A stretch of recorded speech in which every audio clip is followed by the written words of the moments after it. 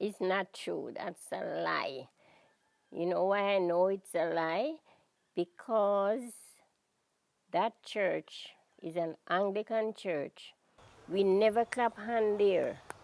So nobody could never hear any duppy clapping hand in there. That's a make-up story.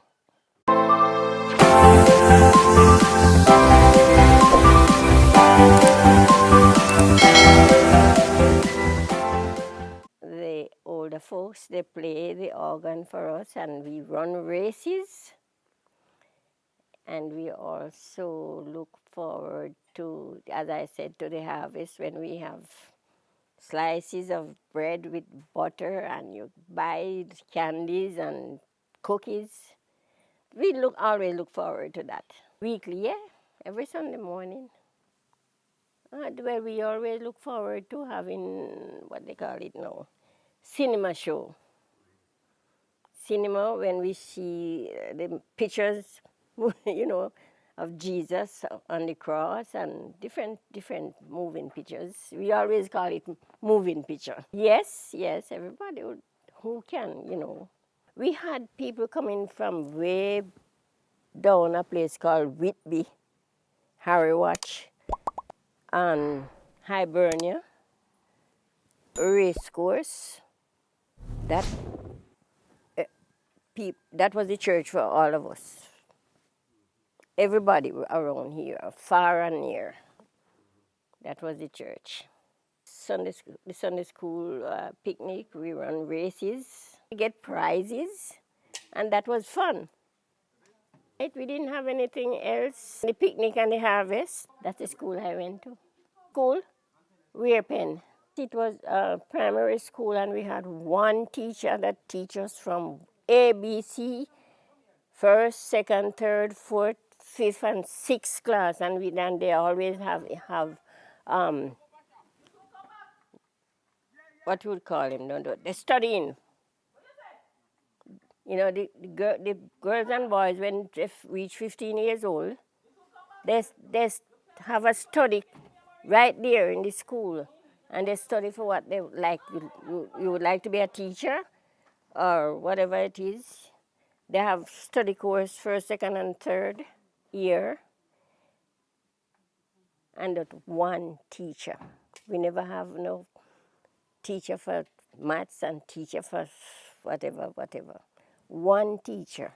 Alfred was the second teacher that I went to. The first one was Thomas Morris. That was the teacher. And that teacher teach my mother, my father, my older siblings, and myself.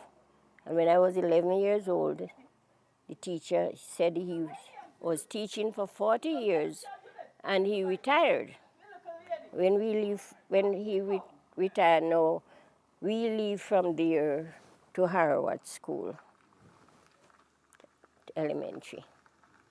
Whitby, Hibernia, Racecourse, Harrywatch, Greenmount, Mile Gully, that was the only church. School was Weirpen and the church was in the same area, Weirpen. I have no idea where they get those to call it church in the wildwood, because we usually have on the radio a song called the church in the wildwood. So it could be from that song they call Weirpen Church in the Wildwood from the radio. Church in the Wildwood is just a name they make up because there was a song on the radio. Come to the church in the Wildwood. I don't even remember the whole thing. It said, come to the church in the Wildwood. Come to the church in the Vale.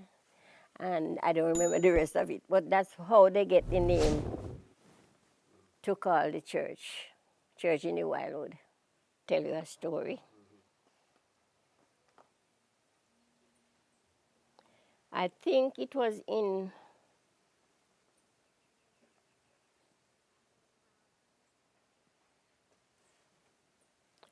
in the 90s, late 90s, I was praying one morning. I was in Portmore at my niece's house, and I was praying. The voice of the Spirit of God just speak to me and said, "Wake up, St. George's Church," just like that. And that at that time, the church was really going demolishing, you know, like it rattling down in.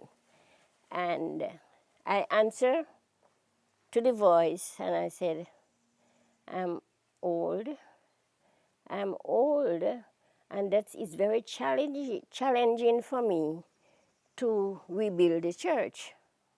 And the voice came back to me and said, Sarah was not too old to give birth. That's the voice came back to me from whoever was speaking to me, an angel or what, I don't know. But the voice came back to me and said, Sarah was not too old to give birth. And from then on, I wanted to, get the church back. I traveled from here to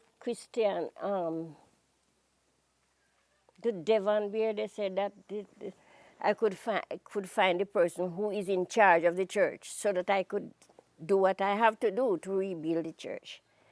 I couldn't find anybody.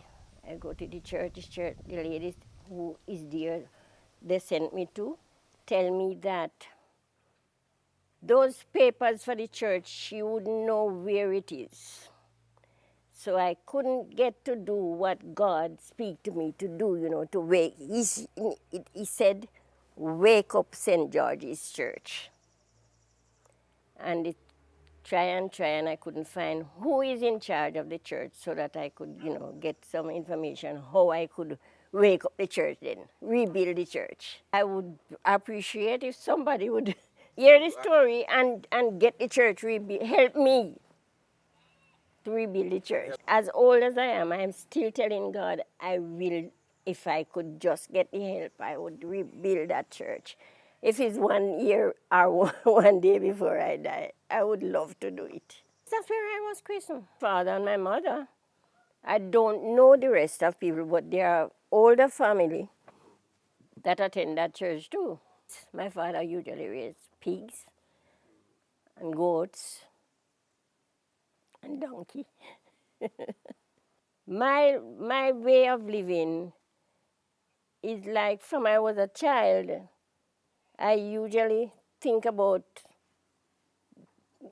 the things of God. And that is the reason maybe why I'm still alive.